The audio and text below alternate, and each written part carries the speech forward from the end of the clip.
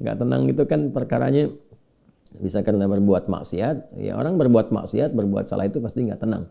Atau karena, mohon maaf ya, terlalu banyak terbawa oleh urusan dunia.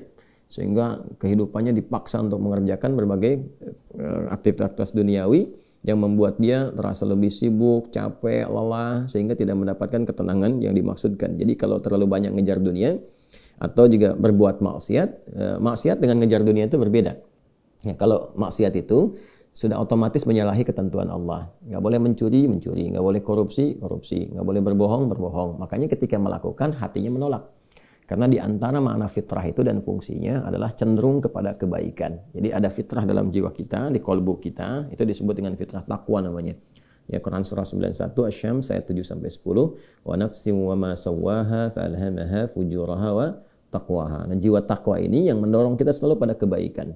Ya, kejujuran, kesabaran, kemuliaan, dan menolak keburukan-keburukan. Karena itu kalau ada seseorang itu berkata yang tidak benar, dia berdusta, hati kecilnya pasti menolak. Itu nggak benar. Ya.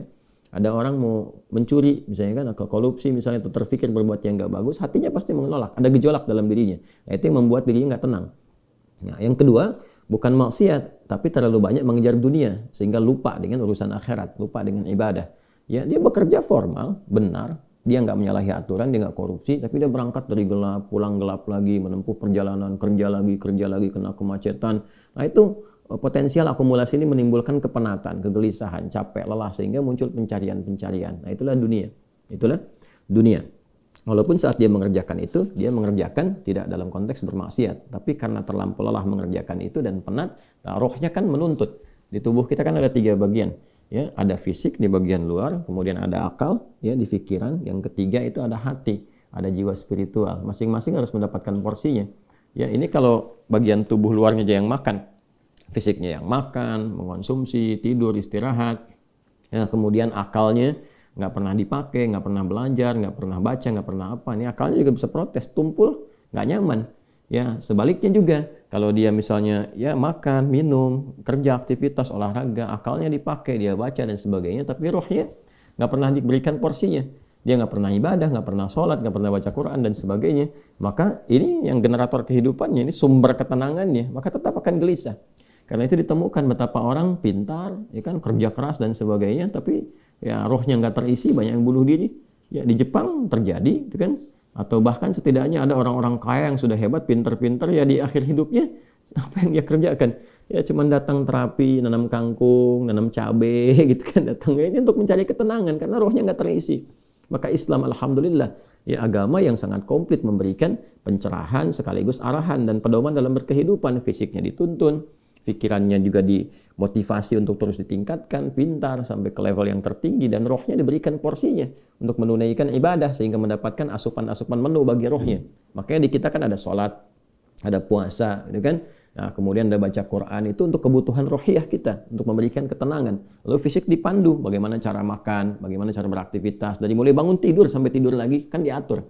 Ya, lalu pikiran turun ayat-ayat untuk menjadikan pikiran itu terlatih kuat, kan? Bahkan sampai ke level yang tinggi, jenius dan sebagainya. Turun ayat tentang Iqra, banyak baca, turun ayat tentang tadabbur, afala yanzuruna ilal ibili kaifa khuliqat afala yatadabbaruna al-Qur'an, turun ayat tentang riset, inna fi khalqis samawati wal ardi wa ikhtilafil laili wan nahari la ayatil liulil albab, kan? Dan seterusnya. Itu supaya semua terstimulus.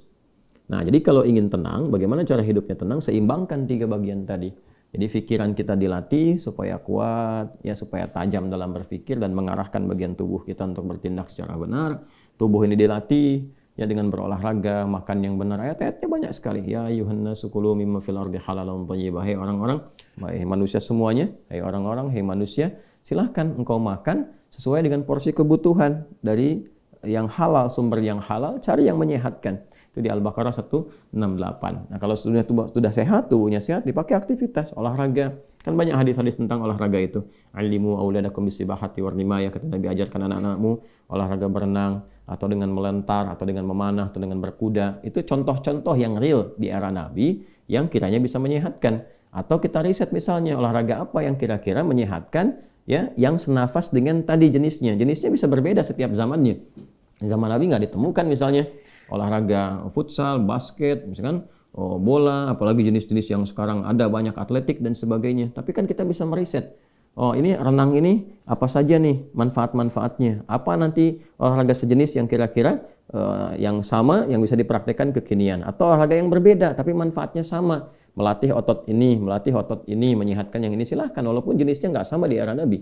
Era Nabi misalnya dengan memanah, era sekarang misalnya dengan olahraga menembak gitu kan, sah-sah saja silahkan. Yang penting konsentrasinya sama walaupun dengan alat atau perangkat yang berbeda. Ya nanti kalau ingin dilatih lagi dengan panahan ya nggak ada masalah. Jangan disimpulkan begini kalau kalau panahan sunnah, kalau menembak misalnya bid'ah. Nah itu sempit dalam berfikirnya. Ya, dan Nabi pun kan visioner. Di zaman Nabi mengatakan ajarkan anak-anakmu berenang. Berenang di mana? Di padang pasir. Ya kan? Kan tidak mudah mendapatkan tempat renang, ya kan? Nah, tapi kita tarik ke sekarang kan itu visi yang panjang. Kalau di riset, di berenang ini adalah olahraga yang menyehatkan otot ini, otot itu, untuk cedera, untuk saraf kejepit, untuk macam-macam misalnya. Nah itu sesuatu yang bisa kita riset, lalu kita bisa keluarkan jenis-jenis baru yang mengambil dari manfaat itu. Itulah riset.